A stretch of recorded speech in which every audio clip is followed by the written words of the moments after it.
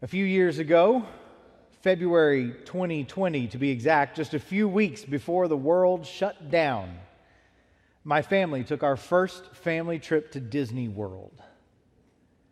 This was our kids' Christmas present that year. A week at Disney World, going to all 4 parks. The new Star Wars Galaxy Edge had opened recently. It was going to be an epic trip. We had some bumps along the way in getting there, but in the end, we all ended up there excited about having a great time. One day, as we were riding the bus to the park we were going to that day, we were sitting there. It was going to be a little bit of a longer journey, and so I took my phone out of my pocket, and I opened up Twitter, and I just began to scroll a little bit.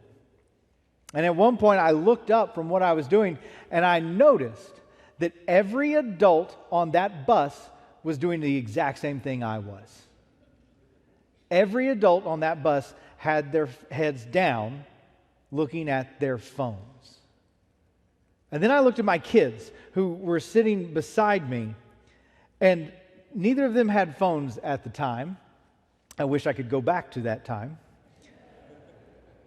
They were looking out the window, and they were pointing things out to each other. Look, there's a little bit of that roller coaster from that park. Look, there's that thing from Epcot over there. Oh, look at this over here. And they were getting each other excited, and they were pointing things out as they caught glimpses of stuff in the scenery along the way. And I thought to myself, you know what? This is a once-in-a-lifetime thing. The first trip to Disney World with your family only happens once, if that. I don't want to spend 1 minute of it distracted by stuff, distracted on Twitter or Facebook or anything like that. So I decided that for the rest of that trip, I would not do any social media. And I shut my phone down, I put it in my pocket. We went on with the trip. And as the trip wore on, we had a wonderful time. Several of us got sick. Everything that is supposed to happen at Disney happened at Disney. When we got home, I was sitting on our couch the night after we got home, and I thought, oh, hey, I can get back on Twitter. And I pulled my phone out, and I opened up the app, and I went through the first couple of posts, and I felt something strange inside. Something that I hadn't felt all week, to be honest with you. It was this kind of tension in my soul.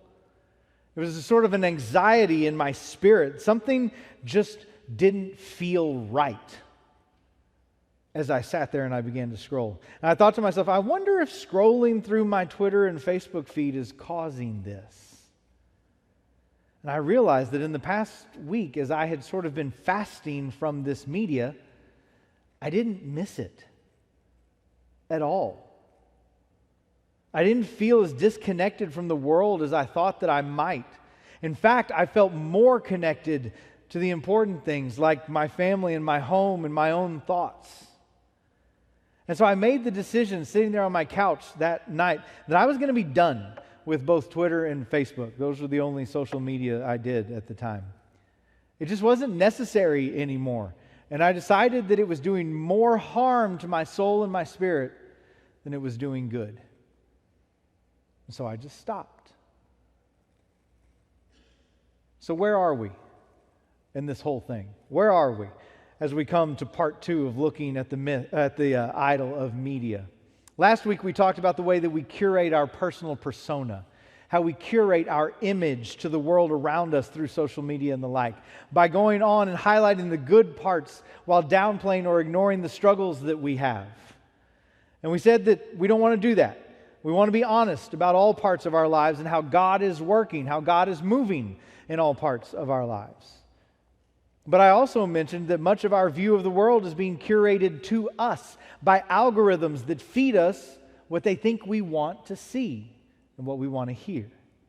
When you watch things on Netflix or Hulu or YouTube or whatever it is that you stream shows on, it feeds you a curated list of other things you might like based on their algorithms. Social media does the same thing. And I briefly mentioned that they're feeding you this curated experience of the world. And it's forming our worldview. It's forming the ways that we see the world. It's making us believe that the world is this one thing that I keep seeing. These medias are built to get you to come back. That's how they make money. Getting your eyeballs to their platform where more advertisers have you as an audience. I heard it said once that when it comes to social media, we are the product being sold. And that's true. It's very true.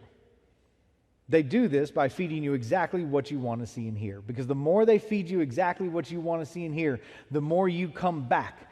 Because it makes us feel good. It makes us feel better. Because we begin to see things and we think the world really is the way I see it. I mentioned Dr. Angela Gorell last week, author of the book Always On. She says that all of this new media, from social media to streaming platforms, it's all built to grab your attention and to keep it. And she goes on to say, new media holds your attention by offering short-term satisfaction of your desires for affirmation and happiness and connection, as well as by cultivating fear. Combine this with the brain's habit-forming tendencies, and voila, billions of people are on social media every day. An innate desire to have our already held beliefs reinforced is not new. This problem didn't just arrive with the advent of all these new medias. The human desire to find someone willing to tell us what we want to hear has been around from the very beginning. In his letter to his protege, Timothy, the Apostle Paul is preparing him for ministry and wanting him to be bold and always ready to proclaim the gospel in a challenging world. And he talks to Timothy about how challenging the world can be. And then he comes along and he says, "For the time will come when people will not put up with sound doctrine. Instead, to suit their own desires, they will gather around them a great number of teachers to say what their itching ears want to hear. They will turn their ears away from the truth and turn aside to myths." It might not have been Facebook or TikTok trying to keep the people engaged on that platform for advertising dollars. But trust me, in Timothy's time, there were plenty of false teachers out there going from place to place trying to lead Christians astray from following Jesus. And it worked. It absolutely worked. Because in certain Gentile-heavy places, there were people who liked the idea of a Savior like Jesus, but didn't like the spiritual and the moral demands that Christianity put on them. And so these false teachers would circulate around to these different places and they'd say, "Hey, Jesus wasn't really who he said he was. Hey, Jesus was a great teacher and we should take some of the stuff, but not all of the stuff." And those false messages worked. Hence the need for all of Paul's letters back to other churches saying, "Remember the gospel that was first preached to you." Friends, this is what we call an echo chamber. When we're only hearing the things that reinforce what we already think or believe, and we are never challenged or forced to think through alternative ideas. This is what content curation is doing in all these various new media platforms. It's feeding us exactly what we want to hear because we know it knows we like it. Our itching ears want to be satisfied, want to be scratched, and so that we simply feel good because we already know we like this and we already think this way. Paul tells Timothy, you have to be ready. You have to be ready. People will gravitate toward the thing that is telling them what they want to hear. They will turn their ears away from the truth and turn aside to myths. You have to be ready to preach truth, even when it's hard. New Testament scholar N.T. Wright, in writing about this text from 2 Timothy, he puts it this way: in some parts of the Western world, there are people who go from church to church looking for preachers who will tell them what their ears are longing to hear. that they are all right as they are, that they don't need to learn anything more, that they don't have to change their behavior or obey all those rules. This is what people often want to hear, and they'll go on looking till they find it. Then they think they can rest content. And the church drifts towards the day of Jesus' royal appearing, unaware that accounts have to be presented. This is why media is such a dangerous idol. We turn to it for comfort. We turn to it to soothe us because we know when we go there, we're going to hear what we want to hear. We're going to hear what our itching ears are begging to hear. And we're going to think to ourselves, see, I was right all along. I was always right. When we do this, we're never being challenged. We're never being pushed to think through what we believe and why we believe it. Instead, we are soothed by knowing that the rest of the world must think like me because that's all I see when I come here. It all tells me that we're all thinking the same thing. But when we finally do inevitably run into someone out there that does think or view things differently from us, it becomes a crisis because it's so jarring and we don't know how to respond other than to dig our heels in complete defensiveness of what we think, in complete defensiveness of our way of viewing the world. And so Paul tells Timothy, but you keep your head in all situations. Endure hardship.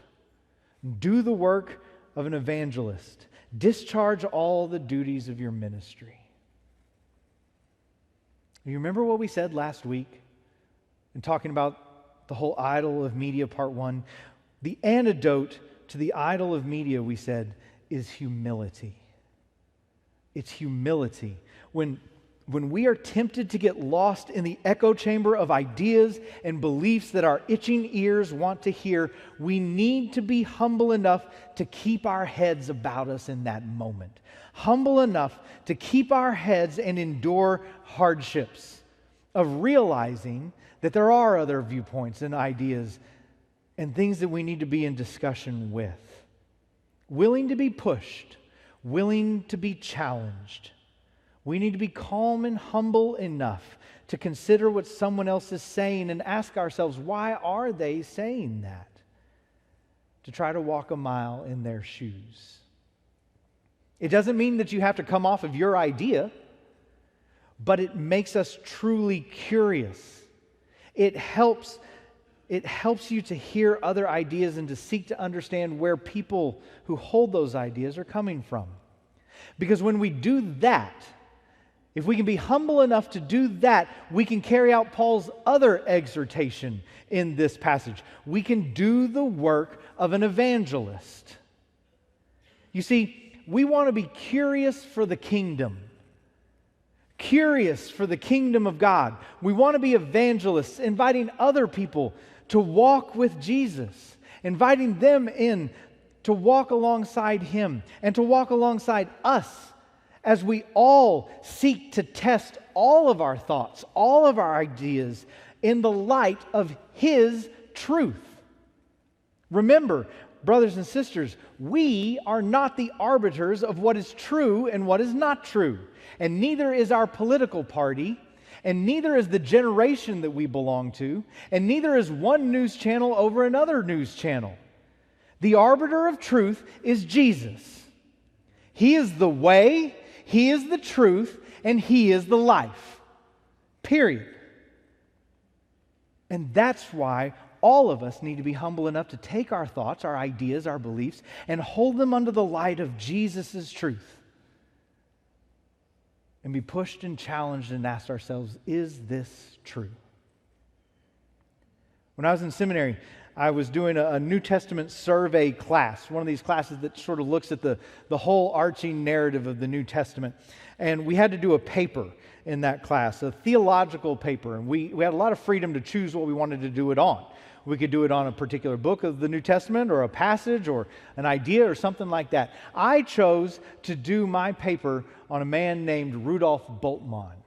Rudolf Bultmann was considered one of the forerunners of liberal theology in the mid-20th century. He's a German theologian.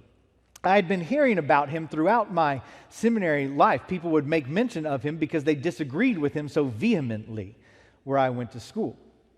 You see, Bultmann came up with a program called the demythologization program.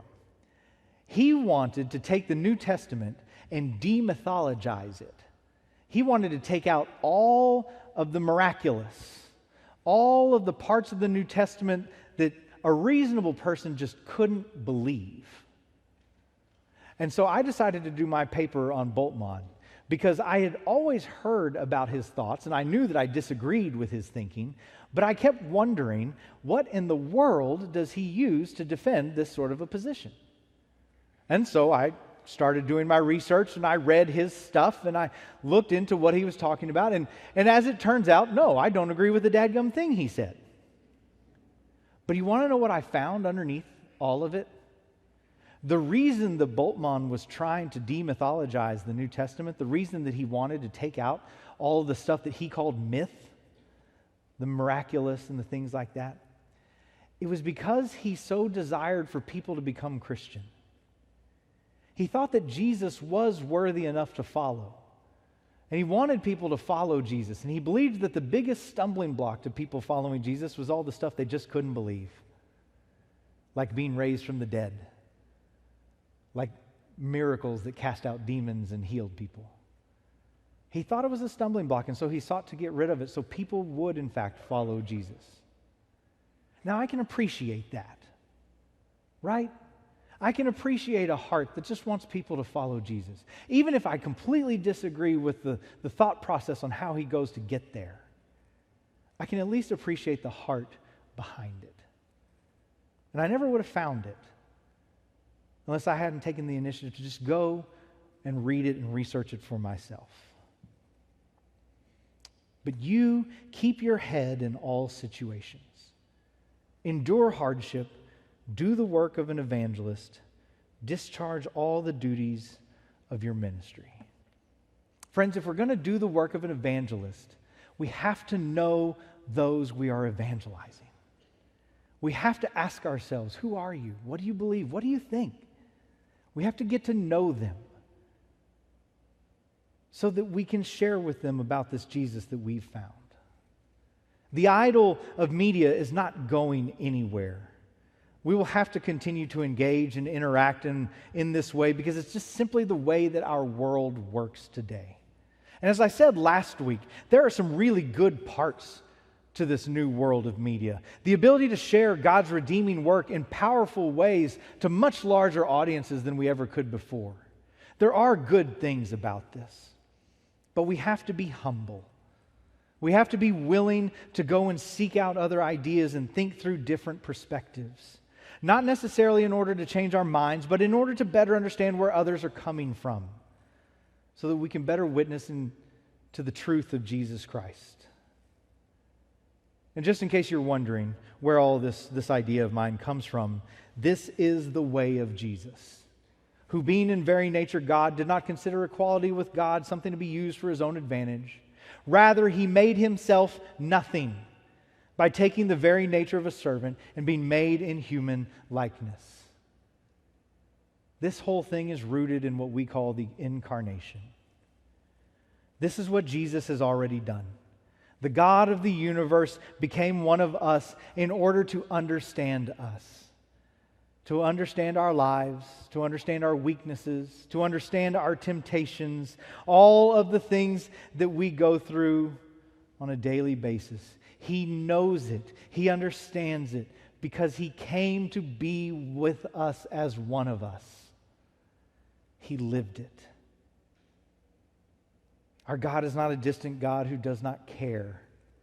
He's right here, right now, with you, going through whatever it is you're going through, ready to change us forever. Take your eyes off the idol of media, friends. Put your eyes back on Jesus. He's going to lead us forward as we move out of our echo chambers and seek to understand others in order to carry out the work of ministry that God has called us to. On that Disney World bus 3 years ago, God took my eyes off of this idol that they had been focused on for so long, and it's meant so much to me. Use media for the good things. Absolutely use it for the good things. But let's take it off of the pedestal that we've put it on. Let's take it off of the pedestal as an object of worship, something that we come running to every single time it calls. Let's focus on Jesus, on His truth, the hard truth and the easy truth, all of it. Let's take our ideas, let's take all these things, and let's put them under the light of Jesus' truth. Because He will never lead us astray. He will never let us down. Amen?